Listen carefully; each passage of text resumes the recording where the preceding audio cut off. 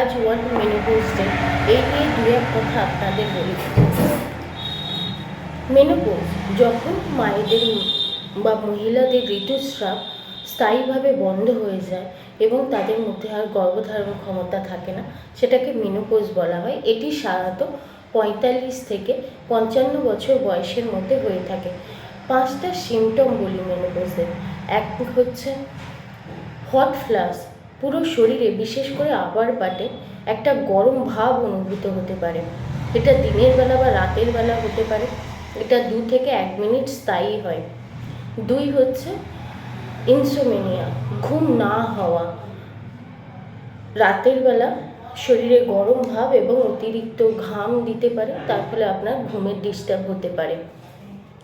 3 নম্বর হচ্ছে vaginal dryness.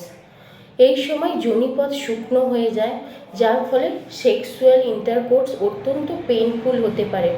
Urinary tract infection হতে পারে। 4 নম্বর হচ্ছে মুড সুইং। এই সময় মুড সুইং হয়, প্রচণ্ড অ্যাংজাইটি, খিটখিটে ভাব, মনের মধ্যে একটা ফেয়ার, এইসব অনুভূত হতে পারে। আর 5 নম্বর পয়েন্টটা হচ্ছে ইরেগুলার পিরিয়ডস। এই সময় মাসিক অত্যন্ত ইরেগুলার হয়ে যায়, কোনো মাসে হয় না, 2 মাস 3 মাস ছাড়া হতে পারে। এটি হলে 2-3 দিন স্থায়ী হয়, আবার কোনো সময় বেশি দিনও স্থায়ী হতে পারে।